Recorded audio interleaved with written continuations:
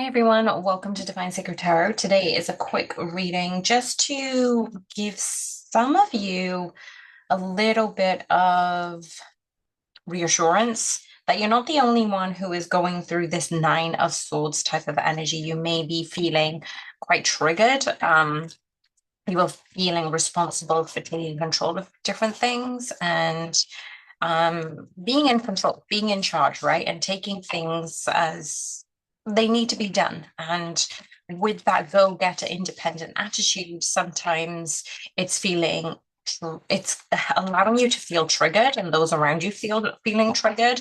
It could cause a little bit of anger and chaos, a little bit of frustration, but it's also a beautiful message of being triggered. You know, the emotions that are coming up for the divine feminines right now are being triggered because they are being purged about doing it alone. So if you feel that you have always done things alone and you have always been doing things by yourself, that you need to take control of these things, I feel like this is very much a message for the divine feminines who have needed to do everything on their own. And this is being purged because you don't need to anymore. So I'm going to take out a few cards. Thank you, angels, guardians, ancestors, and spirit team for allowing me to be a channel for the highest and best good. I'm going to take a few cards on what the divine feminines are going through at this time and why is it relevant to their journey and the upcoming connection that they are going to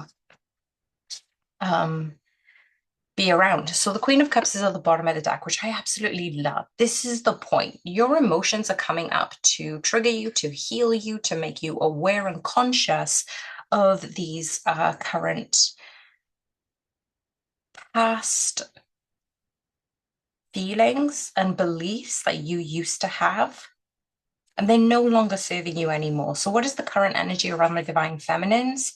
We've got the Seven of Wands. A lot of you feel as if you need to defend your independence, to feel that this independence that you have worked so hard for has been fought for because you didn't really get support that you needed. It might have been when you were younger, it might have been as a young adult, or even it could be now.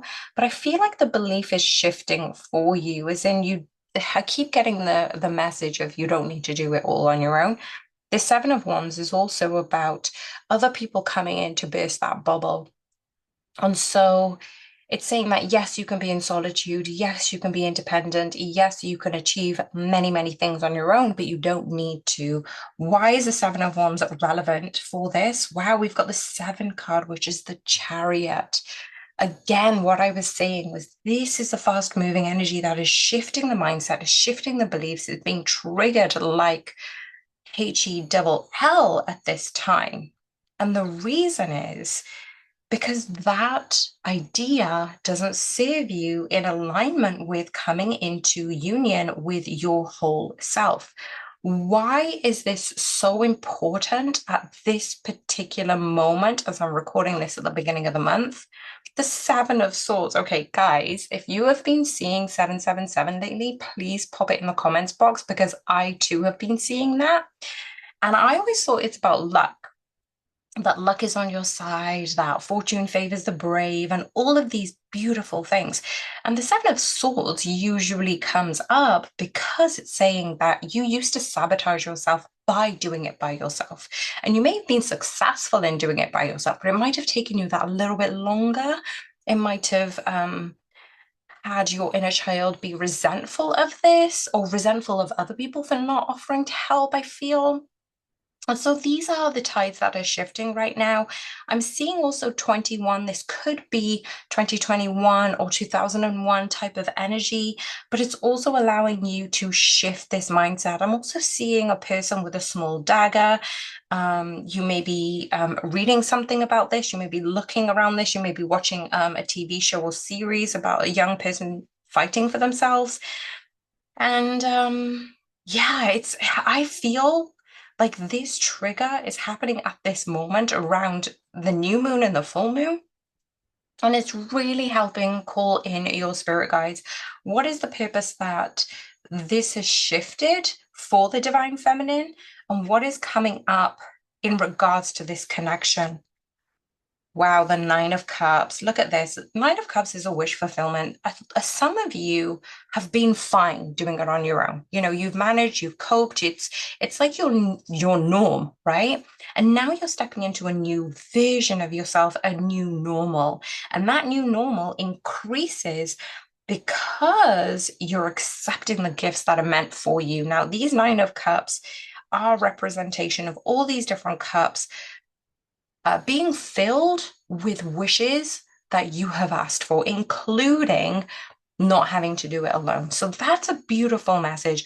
What do we need to know regarding the spirit guides and angels regarding their support for the divine feminines? The Seven of Wands, this is that union between your higher self, your inner divine masculine, and divine feminines. And this is that celebration. This is the union. The spirit guides are very proud of you about how far you've come, about how much they are celebrating in the astral realm. If you're seeing tents lately, if you're seeing fire camps, this is a very big sign for you that this message is for you at this time. And this Four of Wands is about celebration. It is about union. It is about marriage for some of you. It is about coming into that honoring your inner self, honoring your higher self, and your spirit guides are so proud of you right now. What do they need you to know in regards to this trigger? Justice card. Now, as I was shuffling, I did see the Justice card, but I didn't call it out. And I felt like if this comes out in the reading, it's such a beautiful alignment because we've had the justice card a few times actually in the past two readings, and this justice really does represent things coming into balance, things coming into harmony, the things are working in your favor, divine feminines. And if you haven't seen the past two readings, post eclipse, please check them out because I love doing readings when they follow each other. It's like a big story. They're just following each other and things are progressing. And you can listen to each reading as if it's a part of a book series, right? And so, what do we need to know? What does the divine feminine need to know in regards to them stepping into the higher version of themselves? The Ace of Pentacles, wow. Things have not been clearer for you in the recent past, feminines, but things are becoming way more abundant. If you are attracted to and seeing lots of things bloom in nature, if you are seeing new plants being grown, roots being cemented in the soil, this is a very big sign for you that things are coming your way because you have persevered. You know, that Nine of Swords is about that letting go of the old, persevering, but also not letting your fears overwhelm and trigger you to a point where you don't shift, right? So, when we come to accepting this abundance, what do the divine feminines really need to know in regards to letting this come in fluidly and effectively? The Ace of Cups, you have to be kind to yourself, divine feminines. The kindness that you exert within will exude outside, but also we have this Queen of Cups. The emotions may be coming through. You may be in parts of your menstrual cycle, and some hormones may be a little bit more heightened and prominent when it comes to triggering certain moods and emotions. And it's all supporting you physically shedding it. Showers are very important at this time. You know, some of you might be even frequently showering because you know that the tiredness is allowing you to purge in the physical. The astral realm is keeping you busy. The physical realm is kind of like in that void type of energy because you know something is coming and it isn't here yet. And then this reading is really saying that when you have those triggers, let those emotions be felt fully so you can let them go, and the water will help cleanse some of that. So this Ace of Cups, Ace of Pentacles, intertwining with one another, saying that your abundance is directly tied to the amount of love you can give yourself, which is very important. What is happening in the near future regarding this connection?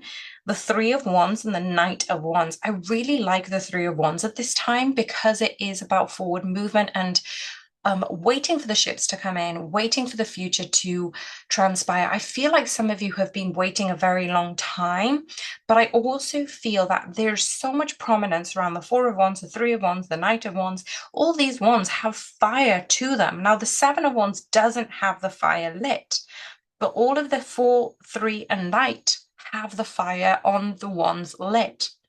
And what this means is when you're honoring your passions, when you're honoring the feeling of being good in this current reality, you're able to expand your gifts, your purpose, and so fluidly, it's enabling you to uh, bring in the Ace of Pentacles that much more quicker. So don't be afraid that this isn't coming. This is a very, very important message to let you know things are exactly the way they are, and they are aligned to blossom and bloom. If you are still here and you're still listening to this message and you haven't clicked the like button, please do click the like button. Subscribe if you haven't already, because I'm still growing my channel. I'm feeling ambitious this year. If we can get to 30,000 followers, that would mean so much to me. And allow me to do more of this in my time, because I'm doing this on the side of my main job. So this is definitely something that I want to cultivate as my passion project. So thank you so much for being here. Thank you so much for commenting. And I appreciate all of you so much. Bye for now.